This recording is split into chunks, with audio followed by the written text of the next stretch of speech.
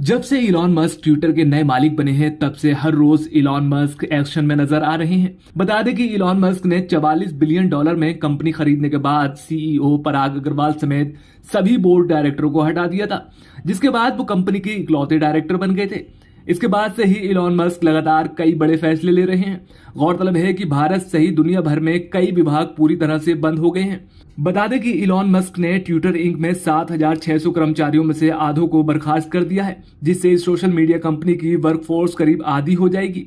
दरअसल ये चौंकाने वाली खबर ऐसे समय में आई है जब एलोन मस्क $44 अरब के ट्विटर अधिग्रहण सौदे को पूरा करने के लिए रकम की भरपाई करने की कोशिश कर रहे हैं। बता दें कि उपभोक्ता उत्पाद इंजीनियर के बीपी अर्नोल्ड बेवर और उत्पाद के senior director of product Tony हेले को भी हटा दिया गया। गौरतलब है कि कर्मचारियों को पहले से लिखित सूचना दिए बिना सामूहिक छंटनी के लिए अमेरिका में ट्विटर पर मुकदमा दायर किया गया है। संघीय कार्यकर्ता समायोजन और पुनरीक्षण अधिसूचना अधिनियम के साथ साथ कैलिफोर्निया बार्न अधिनियम सहित कार्यकर्ता संरक्षण कानूनों के उल्लंघन में कैलिफोर्निया के उत्तरी जिले में अमेरिका जिला कोर्ट में मुकदमा दायर किया गया है। इससे पहले एलोन मस्क ने साफ कर दिया है कि ट्विटर पर ब्लू टिक के लिए $1,600 नहीं बल्कि $8 लगभग $650 लगेंगे। ये रिप्लाई उन्होंने एक ट्विटर के जरिए किया। बता दें कि ट्विटर के सैन फ्रांसिस्को बेस्ड हेडक्वार्टर में एलोन मस्क और उनकी टीम जॉब में कटौती और अन्य पॉलिसी बदलाव को लेकर कई आयामों पर विचार और काम कर रही है।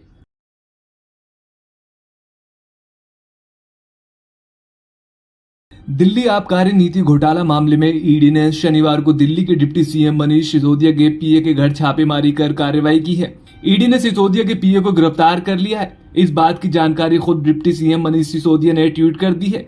वहीं दूसरी तरफ ईडी ने कहा कि सिसोदिया के पीए को हिरासत में लिया गया है और उससे पूछताछ की जा रही है। केंद्रीय एजेंसी ने अभी तक सिसोदिया के पीए की गिरफ्तारी की पुष्टि नहीं की है।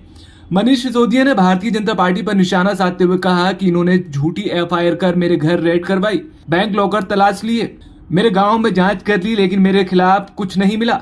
आज इन्होंने मेरे पीए के घर पर ईडी की रेड करी, वहां भी कुछ नहीं मिला, तो अब उसको गिरफ्तार करके ले गए हैं। बीजेपी वालों चुनाव में हार का इतना डर है।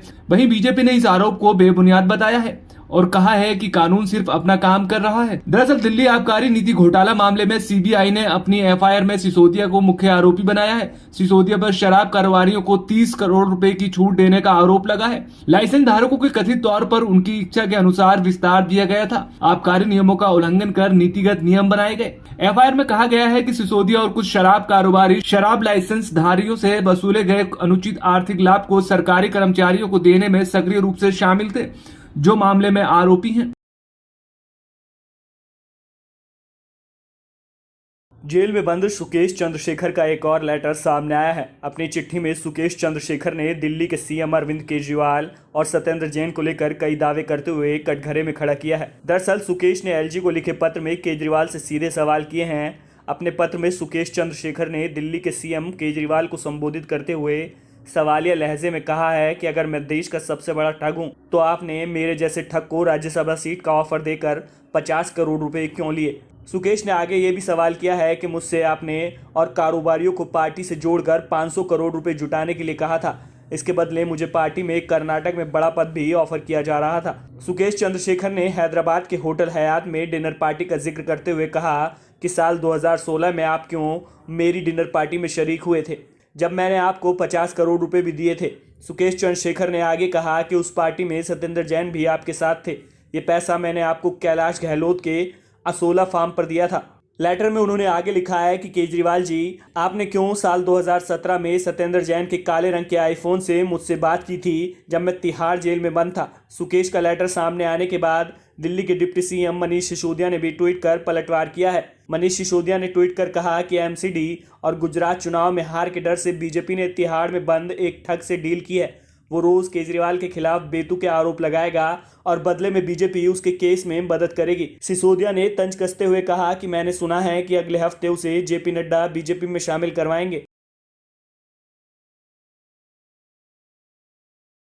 श्रीलंका के खिलाफ इंग्लैंड की जीत के बाद टी20 विश्व कप 2022 की मेजबान ऑस्ट्रेलिया टीम विश्व कप से बाहर हो गई है। बता दें कि पिछला टी20 विश्व कप का खिताब ऑस्ट्रेलिया के नाम है। दरअसल ग्रुप 1 में मेजबान देश ऑस्ट्रेलिया के 7 अंक हैं, तो वहीं शनिवार को श्रीलंका को हराने वाली इंग्लैंड के भी 7 अंक हैं। लेकिन नेट रन रेट के चलते ऑस्ट्रेलिया टी20 वर्ल्ड कप के सेमीफाइनल में नहीं पहुंच पाई और क्रिकेट के इस महामुकाबले से बाहर हो गई। आपको बता दें कि T20 विश्व कप का एक बड़ा दिलचस्प किस्सा है। दरअसल T20 विश्व कप के इतिहास में कभी भी मेजबान देश वर्ल्ड कप नहीं जीता है।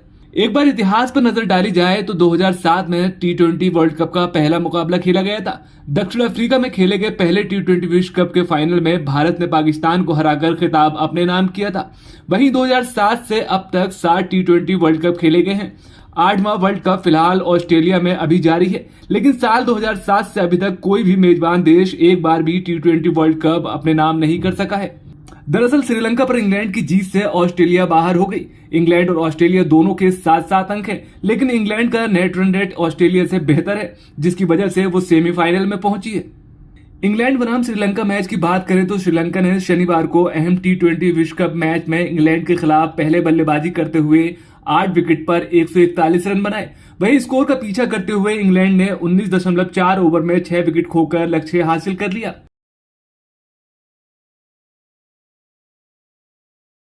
देश की सबसे पहली इलेक्ट्रिक बस हिमाचल में चली तो कांग्रेस की सरकार में चली। कांग्रेस की महासचिव प्रियंका गांधी ने हिमाचल के कांगड़ा जिले में रैली को संबोधित किया। साथ ही हिमाचल कांग्रेस ने अपना घोषणा पत्र भी जारी किया। प्रियंका गांधी ने कहा कि प्रदेश में कांग्रेस की सरकार बनती है तो पुरानी पेंशन योजना को बहाल किया जाएगा। साथ ही प्रियंका गांधी ने कहा हम 5 साल में 5 लाख नौकरियां देंगे। साथ ही हर महिला को 1500 रुपए प्रति महीने दिया जाएगा। वहीं उन्होंने आगे कहा कि केंद्र में हमारी सरकार बनने के बाद अग्निवीर योजना को वापस लिया जाएगा। प्रियंका गांधी ने पुरानी पेंशन पर जोर देते हुए कहा कि सरकार बनते ही कैबिनेट की पहली बैठक में इस पर मोहर लगेगी। पुरानी पेंशन हम कहते हैं हम देंगे, किस आधार पर कह रहे हैं? इसलिए नहीं कह रहे हैं कि हम चुनाव के मंच पे खड़े हैं, हम इस आधार पर कह रहे हैं कि छत्तीसगढ़ में, राजस्थान में हमने किया है, हम दे रहे हैं पुरानी पेंशन। भाजपा वाले कहते हैं इसके लिए पैसे नहीं है। मैं उनसे पूछना चाहती हूं कि बड़े बड़े उद्योगपति मित्र हैं आपके, उनके लिए 20,000 30,000 करोड़ रुपए का कर्ज आप माफ करने के लिए तैयार हैं, उसके पैसे कहां से आए? 10 लाख